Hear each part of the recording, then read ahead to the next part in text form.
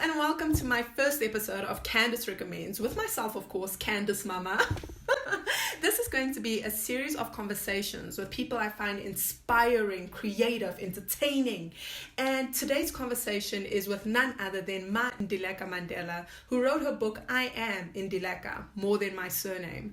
I have a feeling there are going to be a lot of nuggets we're going to be able to take away from this conversation. Thank you so much if you're watching us live. And if you choose to watch this at a later date, thank you so much for spending time with us. And without further ado, let me welcome. How are you?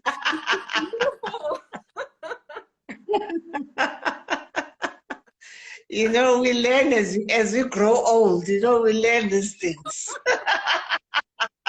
You look fantastic. The lighting is working. I'm happy.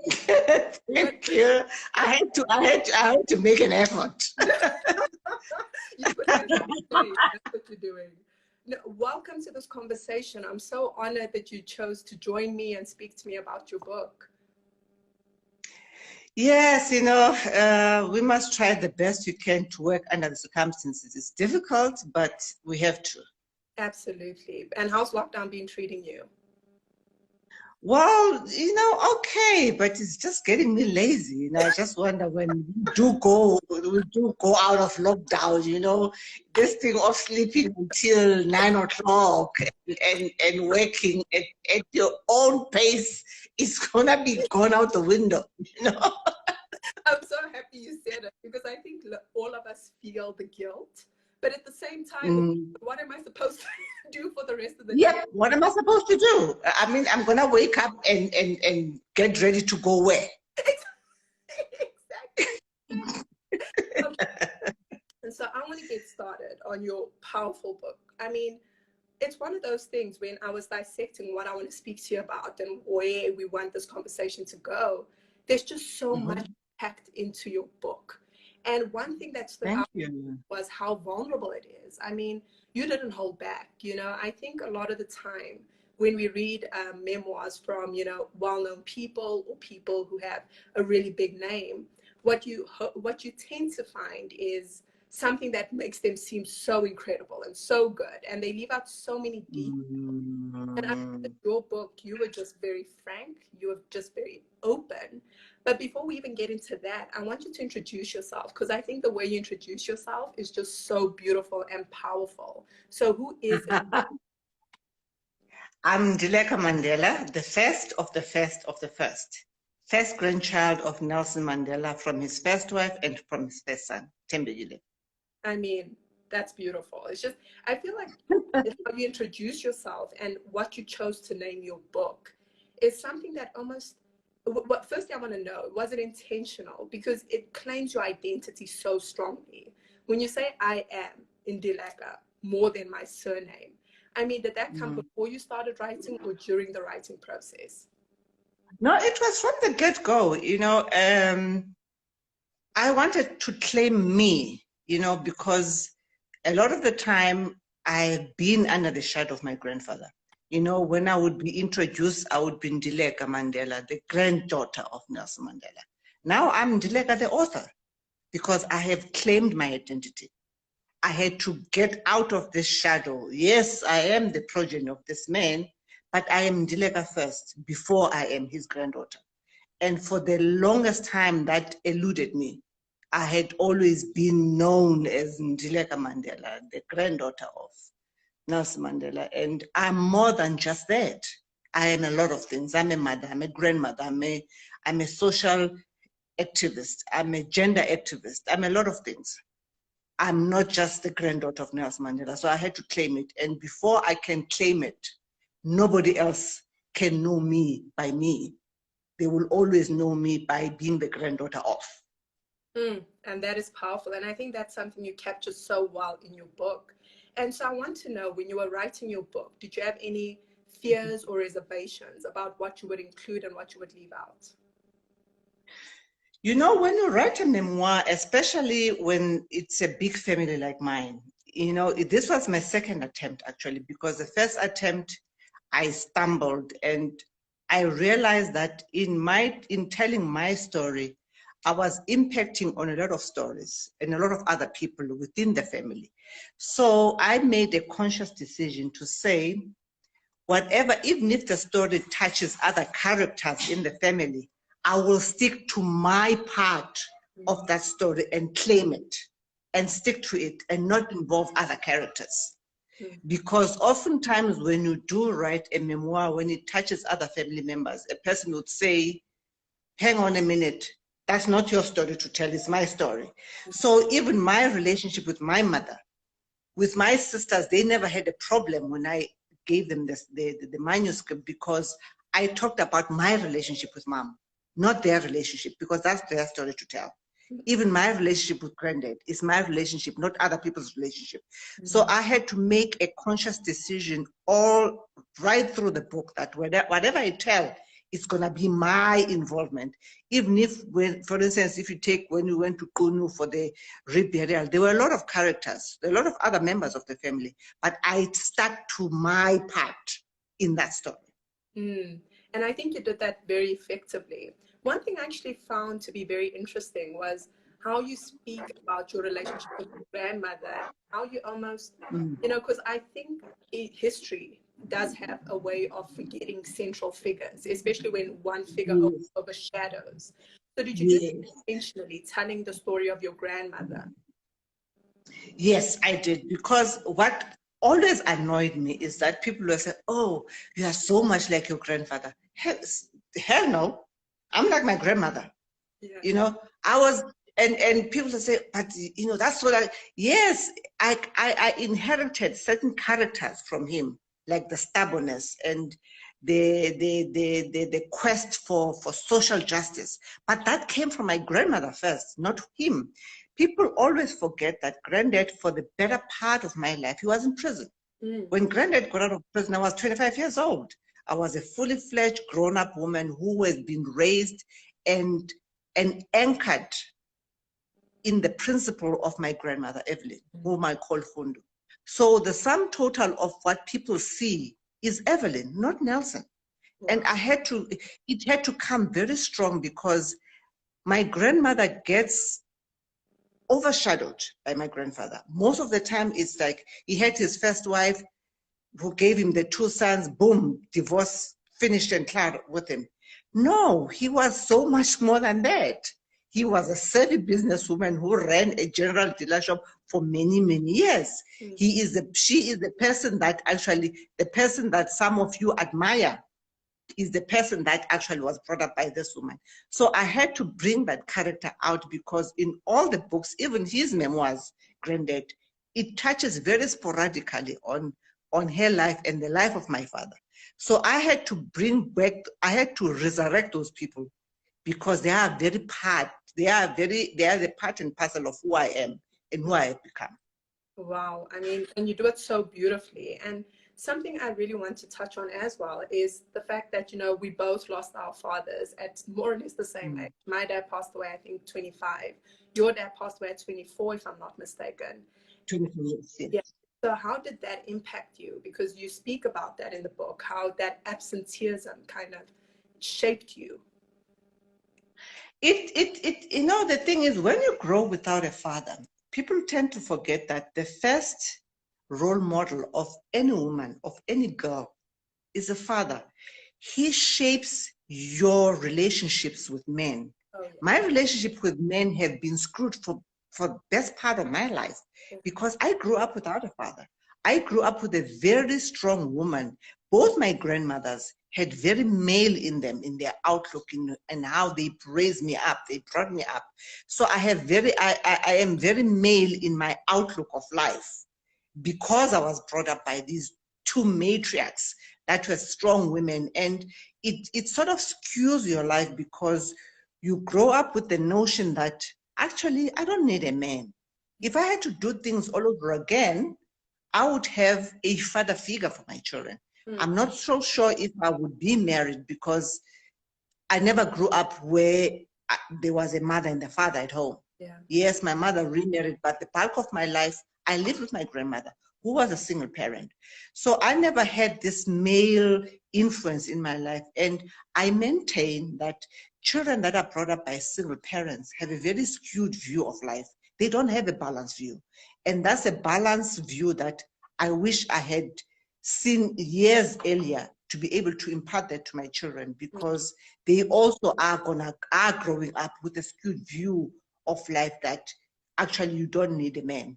Wow. You do. The fact that you can't procreate on your own, yeah, even if you have to go to a sperm bank, you do need a sperm because you can't procreate. So there is we need to have a balanced society for me. And that's why I think that, you know, we have an increase in gender-based violence, because our view of life is very skewed. There's a lot of single parents, and they're doing a fantastic job, make no doubt about it. However, our children have an imbalanced view of life, because they view the life and on the spectacle of that one parent that brought them up, not a balanced view. Yeah. I mean, you touch on that so beautifully in your book, and especially when you also then go into how you actually meet your grandfather, right? And at the time you were 16 when you go and meet him for the very first time. You want to tell us about that experience, how you felt as a young girl and being, I mean, in a prison essentially. It's, you know, it's very funny. It was only when I was writing the book, and I'm thinking, you know, children of struggle stalwarts, they tend to take what is abnormal normal. Because for me, it was, even with, I'm sure even with you, you just take it that it's part of life, you know.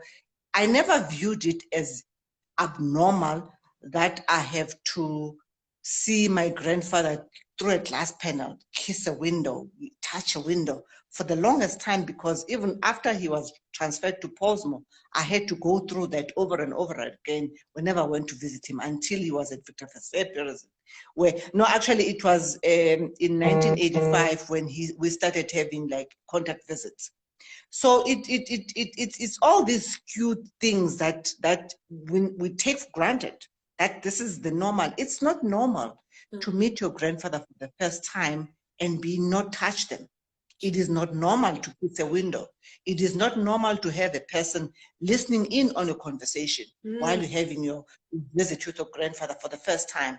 Those are all are the abnormals that we take for granted, and it's just in the milieu of life in general, which there's a danger in that, because later on in life you take a lot of abnormal things as normal, because the abnormal has become the normal. Oh, that is powerful. I think that right there sums it up. I think, you know, everything you've just said, most kids who grow up in troubled homes, and I mean, not everyone's going to have these big stories to tell, but I think in whatever perspective you have, whether you grow up seeing your mother or father abused, the certain dynamics, they form your normal. So your baseline is not a healthy baseline.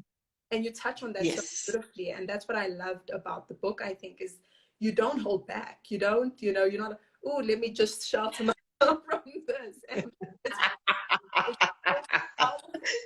and so I want to touch on, because I just want to get your grandfather's element out of the equation. But before I do, I want to really speak about how then your grandfather comes out of prison. He becomes this revered hero.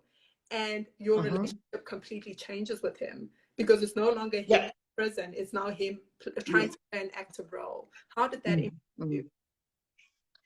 It actually created some animosity for a while, because I had the illusions that, you know, when he came out, I would now have free reign to see him whenever I wanted.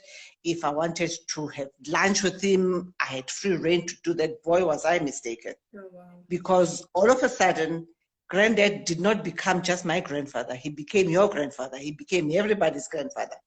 There were bigger issues to tackle.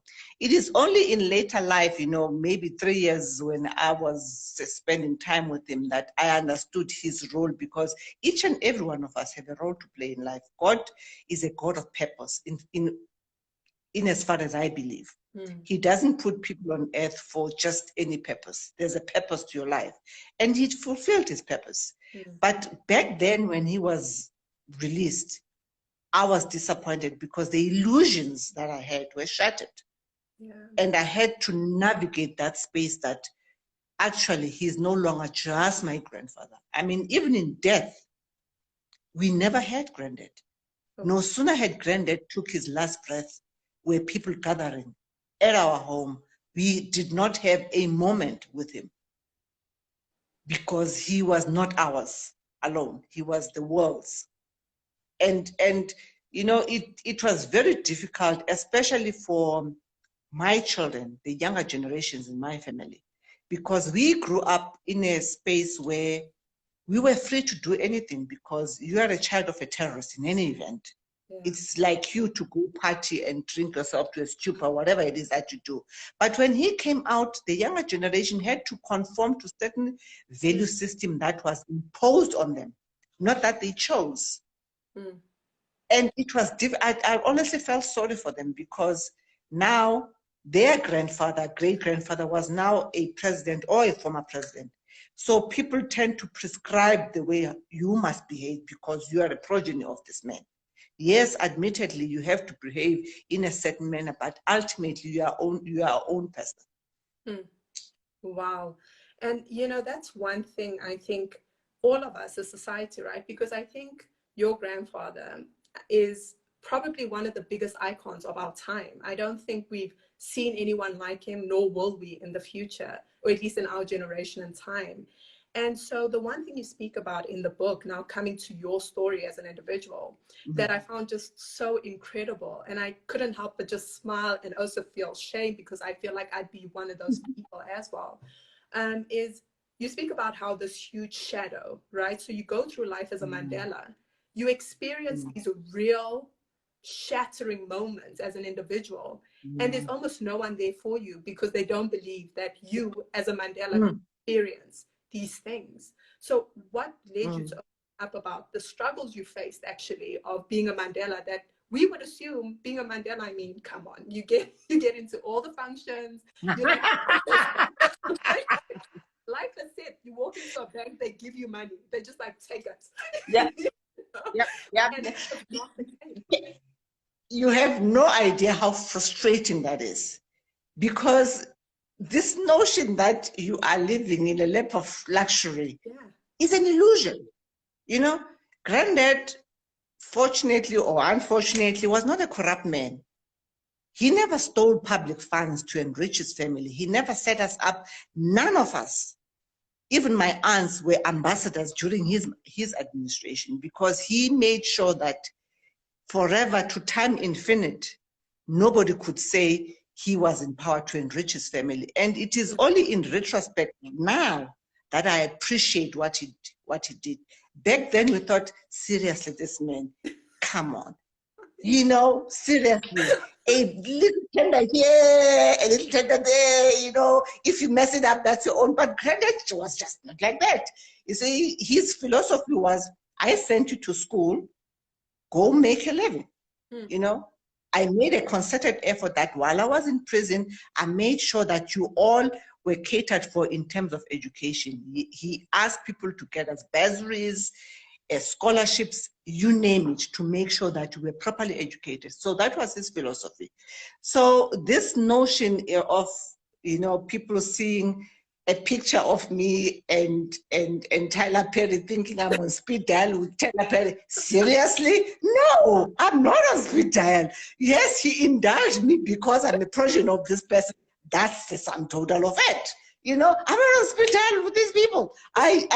You know, I roll with the punches like everybody. I hustle like everybody else. So I had to talk about it because once I became active on social media, the number of inboxes I will get from people say, help them with this. So I felt, you know, people need to know this, that I don't have, I'm not getting money from Oprah or Branson, Richard Branson, whomever. Please, guys, I'm hustling. I'm just like you. You know, I've not been given everything on a silver platter. So I had to talk about those things so that people can understand that, you know, there's children of stalwarts, most of us, we really are hustling because our parents, our grandparents did not embezzle funds to enrich their families. And I'm like just like anybody else. I struggled, and you have seen in my book, I was once not having a home. And these are daily things that, you know, people go through a lot. And because you know how it is when you're writing, you are restricted to certain pages. There's times when I would think, Jesus, Ndileka, when are we, what are you gonna eat tonight? You know, I didn't have money to put food at the end of the day. And people don't stop to think that, you know, abanye bathi no, you know, uyaziyekela. Are you real right now? This is deliberate on my part. I could call so and so and so and so, and they would. No, it's not like that. You know, fortunately for us, Granddad left us with a legacy parallel to none. We can go. I can be entertained. Yes, some people, they humor me. You know, they will.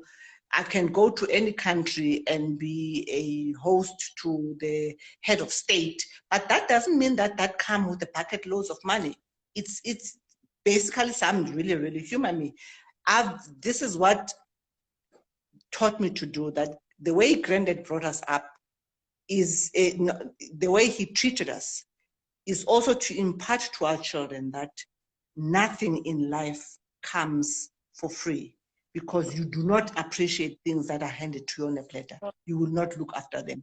It's just how things are. Wow. I mean, it's just, you touch on so much in just that little piece. And I think that's why people need to get your book. I'm not even just saying that, you know, because I adore you and I know you. I think I'm saying that truly because I think your story is a human story. It's a story of a lot of South Africans in many ways. Yes, your story, I actually do believe, is more difficult in some ways because you carry a legacy with you. So for you not to achieve great things or have an enormous amount of money, there's almost like a strange expectation that society has. Yeah.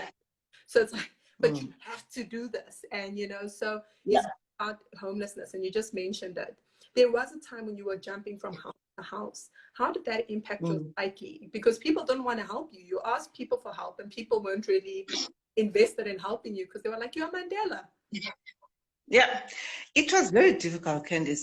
More difficult for my children because my children felt displaced.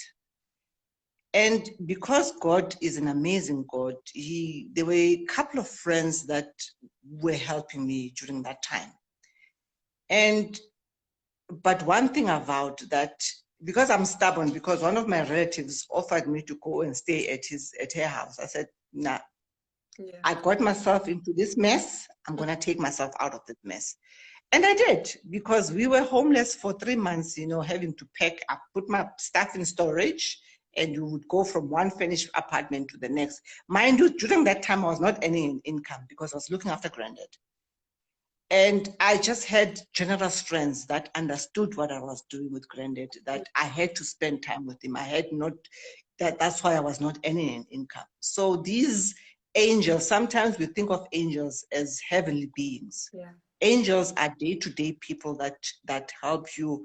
You know, God sends these people into your space, you know, for whatever reason, to help you navigate it. And it's through those friends that I was able to, because I was homeless, I think from August, and I got to have a permanent home November, 1st of December, 2012. Wow.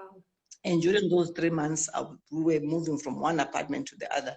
And my heart broke because, you know, there was uncertainty with my children that, you know, I wonder if mom is going to have money to pay for the week to stay in this apartment, because these furnished apartments are on timeshare. Some weeks are booked, you have to move and go to another one.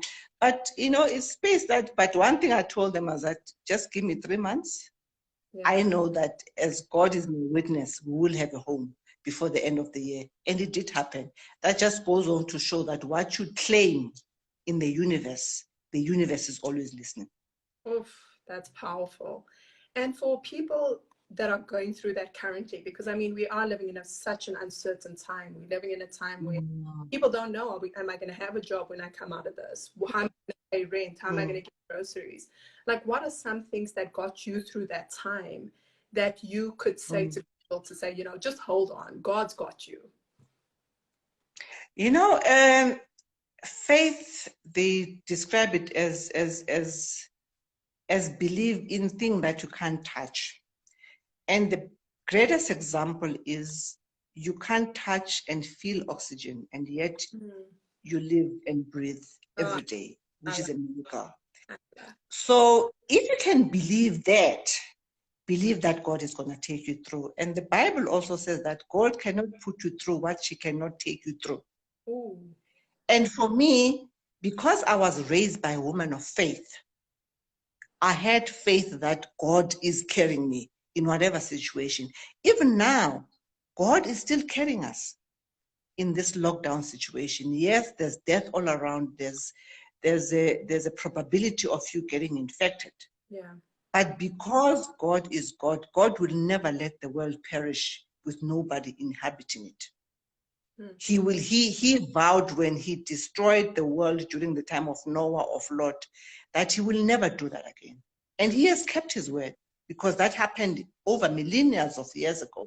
Yeah. But we still are living and breathing today. He will take us through. I believe that for me, COVID-19 is a reset button in a lot of things.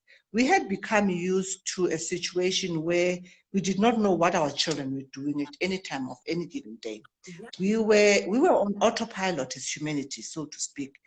Now COVID has put reset button to say, hang on, you are now living just on autopilot. You are harming the universe with, I mean, right now I was reading a report that the fossil fuel, the ozone, is now closing. The hole in the ozone layer is slowly closing because of less carbon emissions. People are not driving that much anymore. Yeah. And there's so much more. So I always say to people, if you pit humanity against nature, nature will win every time. It is now testimony that nature is saying, enough with you human beings. We need breathing space. We need to breathe fresh oxygen as trees. Let us breathe. And it has given the universe to recover somewhat. And even with us, God will give us time to recover. And I think what you're saying, at least to me, what I'm hearing and receiving is really it's about the outlook, right? You can take this time and look at it as you're being punished and everything's going wrong. Or you can really accept it and say, you know what, God's giving us an opportunity. He's giving us an opportunity to reset ourselves and for the world to reset, you know, because the way things have been running is not being good. So I think, you know, I completely agree with you. Now, coming back to your book, because there's just so much to unpack, you know, you speak about another subject, which is a bit, you know, heavier in subject matter. I think a lot of people don't enjoy diving into this kind of topic, but you also experience sexual assault. And so for me, this is such a universal problem, right? This is something that is a global crisis. There's no country in the world where women can truly, you know, walk out their homes and feel like I'm safe. But I think what you touch on in your situation is what very few women want to speak about, that we experience most sexual assault cases within intimate partnerships. So what allowed you to open up about that and, you know, help so many women to open up about that? It was the Me Too movement, but more than the Me Too movement, you know, I think it must have been like 2 months after it started. And I was having a conversation with a guy over, you know, a guy friend over WhatsApp, and he was talking about how the allegations are against Than. And he says, I mean, he sends me this link, and he says, but what was she thinking? So I said to him, what do you mean, what was she thinking? He said, but she invited this man into her room. I said, oh, so that is license for sexual assault? I said, so I asked him, do you understand that a husband can rape a wife? He says, wow. It means that us husbands will have to walk around in the homes with consent forms because any wife can cry rape.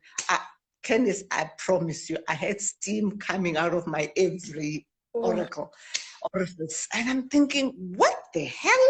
I said to him, you know what? It is attitude like yours. Why men rape women and get away with it in relationships? Do you know that I was sexually assaulted in my home on Women's Day, 9th of August, 2012? I said, oh, I'm sorry. I said, don't say you're sorry, because 2 minutes ago, you were saying that it is justified. So that just said, once I came out to him, I went straight to Facebook and talked about my experience, which was 5 years later. And I was amazed by the number of women that actually came out on my page. I said, sorry to hijack. I said, you're not hijacking my page. You are actually unburdening yourself, because to me, until you have talked about sexual assault, it might have well exist in your head, you know. And somebody asked me, but why don't you press charges? I said, but my coming out was not about pressing charges. It was about healing. Because until you claim that and talk about it, you begin to heal. Because once you bottle it inside you, you can't heal, because it's like a wound that stays there and festers and festers. At some point, it will have, it's like a boil. It will burst. So I had to talk about it. And for me, the journey towards healing started. And I'm quite grateful that also it was my grandmother that equipped me with coping skills. That I was determined that there's one thing that this man will never do. He will not affect my relationship with other men. Because if he does, it means that he's one. It does not mean that every man is can sexually assault you. There are still good men out there. And therein my other head of a gender activist came in, because I felt it is important for us as women to talk about these things. And more especially for me, it's something that I'm still playing around in my head of how we can be able to change it, because we always state things in the negative. For instance, if you take gender-based violence, what is at the end of that sentence is violence. And studies have shown that whatever is at the end of a sentence get lodged into your subconscious mind subliminally. We never state what we want to see. So I'm battling with the coined phrase that we can talk about in terms of stating what we want to see, because we don't want to see violence. We want to see women being safe. But at the same time, we need to unpack what is at the bottom of this violence, because oftentimes we talk about just the violence, but not the basic cause. I'm a nurse by profession, and to heal any disease, you have got to go to the root cause. You can't treat things symptomatically, because it will recur. So what do we have to do differently as society to be able to change the narrative towards the assault of women? That is so powerful. And I want to really understand in terms of, there's so many women. I mean, I've worked with a gender-based violence organization for a long time. And I find that a lot of women, what you just said is so powerful and profound in terms of you couldn't let that incident define how you move forward and, deal and interact with men. Whereas a lot of women, I feel sometimes would, they don't know how to. They just don't have the tools or capabilities to move past it, which is understandable. And something you do speak about is therapy. The fact that you've gone for therapy, not to deal necessarily with just this, but your relationship with men throughout your life, how you've grown up, and so on and so forth. Did you ever feel like, because I know in Black communities or communities of color, therapy is not something that's spoken about, it's like you're supposed to tough it out, and yet here you are speaking so openly and so profoundly about how therapy's worked for you. Was that something you wanted people to gain? Do you want more people to seek help? Yes, it is important, Candice, because, the therapists are equipped with the skills to draw out the information out of you. For instance, the relationship that I talk about with Granddad, my relationship with him improved during therapy. Because when my therapist would ask me, have you seen your grandfather? I would ask him, but what for? Because we never speak. He will ask me 3 questions. Hi, darling. Hi, Granddad. How are you? I'm fine, Granddad. How are the children? They fine, Granddad. He's got his papers next to him, by the way. 2 minutes later, it's like, whip, that paper goes and that barrier is there. He starts reading his paper. And I said, what's the point? And what she said to me, I will never forget. Claudia says to me, Ndileka, but he says, you do know that you are like your grandfather, right? I said, what do you mean? He says, when you are disappointed, Ndileka, you withdraw. You don't engage, which is true. And she also said that, who said that communication is about talking? Because communication sometimes it can be nonverbal. It is sharing space and energy with the same person. What stops you from taking a book and reading a book when it gets his paper? Because at some point he's gonna drop that paper and converse. And lo and behold, that did happen. When Granddad gets tired of reading, then he will engage with you. So it taught me a lot of things that, you know, these are some of the things that she would draw out of me, she would draw out of me. And also the relationship about my mother. For the longest time, I was angry about her suicide.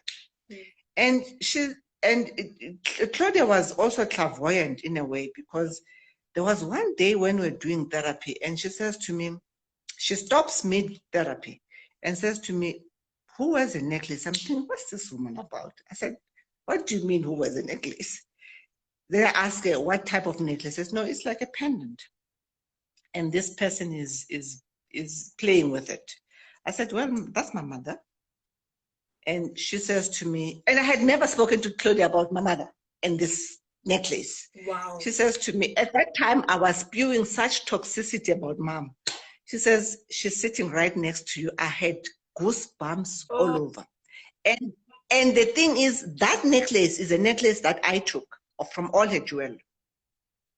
And I thought to myself, my goodness, she says, as much as you say that your mother has not been there for you, she's right here sitting next to you. It changed my whole perception about therapies and everything, because yes, most of the time as African people, we think that, you know what, it's good because that's how we brought up. We have to be strong. But, you know, the human soul can be damaged. And the only way to heal it is to talk about things, and so that you can heal. Because if you don't heal, you put a bandage over a scratch that will never close. And that will spill over to your children. And I did not want to repeat the cycle with my children. I wanted to break the cycle. Because if I did not break the cycle, my children are going to repeat it.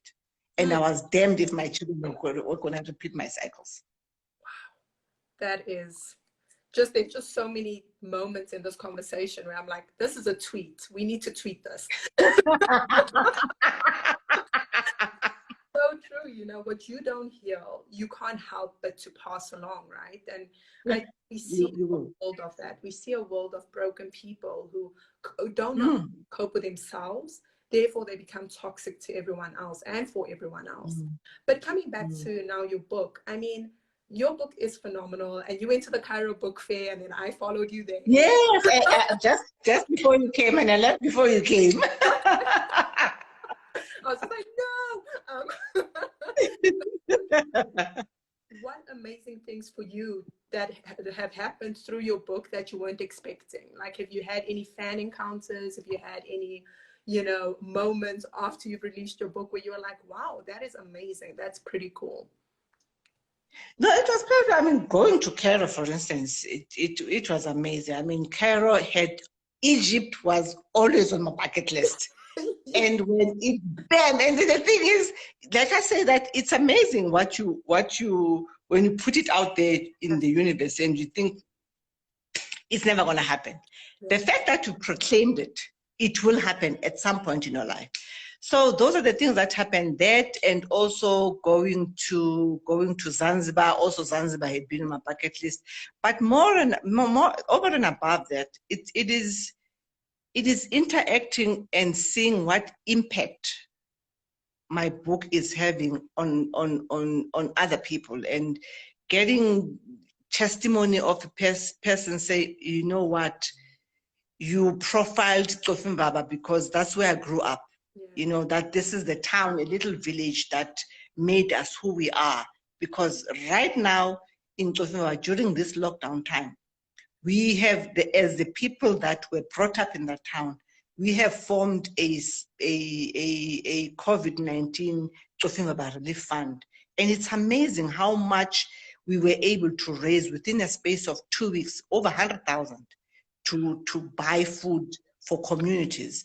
And these are the things that have happened during this time. And, you know, I'm just so annoyed with this lockdown because I was due to go to Kazakhstan and Ukraine on a book at a book fair, But there's lots of amazing things that have happened because of the book. I mean, I've also been nominated for an award in November that I will be in Germany, in Munich, that I'll be getting at the end of the year through the work that I do, you know.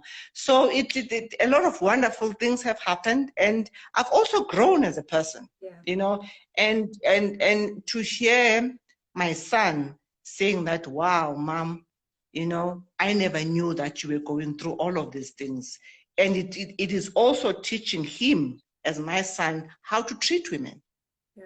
You see, and for me, that is amazing. And hearing my sister say, you know what, talking about our mother and how to cope with suicide, because that's a very difficult thing. And you giving people pointers of how they can cope with tragedy in their own space. That's why I had to be brutally honest in my book. I had to be authentic. I could not skit over the most difficult part of my life. That's why I say that I had to find peace past the pain. And I have found that peace. I have laid my ghost to rest. Wow. Because prior to that, they were always haunting me. And now, to time infinite, I know that my granddaughter will be able to hear my story in my narrative. Nobody else is going to narrate that story to her. She can read that book on her own. Jeez. I mean, firstly, I want to ask you one last question before we have to close and Instagram kicks us off. Is there another book coming? Are you looking at writing something else? Are you looking at, you know, doing a follow-up to this? Is that something that you've thought about? Yes, actually, you know, the other thing that I forgot to tell you, that the other spin-offs from the book is that I got work from Canada to narrate a book, Long Walk to Freedom 1, and I'm also co-publishing a book, a children's book, with a Canadian company. And tomorrow they are doing a thing for us to do some call, and Australia is also knocking on the door for me to be involved in a mentorship program, children's mentorship program. So a lot of good things have come out of me writing the book and coming out with my story. And I'm looking forward to the next chapter in my book, because another book that I feel that I need to write is a book that chronicles our cultures and customs and traditions as a Tembu nation, because the elderly person in our family, Chief Ngangumhlaba, is old, because Chief Ngangumhlaba went to initiation school with my father. So they are more or less around the same age. So I feel that, you know, our history gets lost as African people because we never document it in writing form, that is.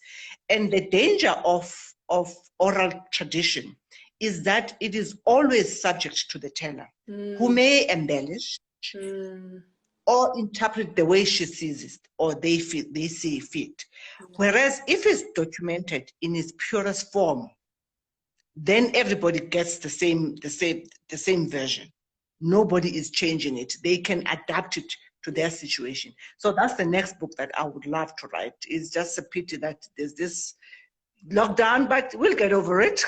Once it's over, it's me and Chief Ngangumhlaba. I will have to have a dictaphone and interview him over a long period of time, then transcribe all those notes. But I feel that it's something that we need to do, because oftentimes you hear this tradition and but it's not like that. But he is the custodian of our culture and traditions in our family, because he's the oldest person.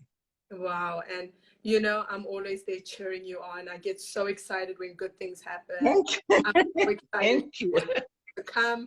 Please send us the link to the Canada work. Like, we just want to be here rooting you on because you deserve Thank you, thank You you, are so thank you, thank you. I think I just want to end this interview by just thanking you for your graciousness. Having the opportunity to have gotten to know you on a more personal level has just been an honor, and this conversation has been incredible. And I know it's going to help a lot of people. And I just want to leave people by saying they need to get your book. They need to get the first one. Thank you, thank you. You're going to be writing a lot of books, then you're going to be hard to get a hold of. Thank you. But you, me, Basetsane, and Sylvester, we need to do a roadshow of that thing that you did, because a lot of people were saying, you know what, we need more of our people coming to us as first-time writers to encourage us, because there's a lot of stories that need to be told. I agree with you 100%. Ma, it's been an honor. Thank you so much for your time. Thank you so much. And I'll speak to you soon. Thank you. Okay, then stay blessed. Okay, bye. Bye. Bye. Yes, Nana.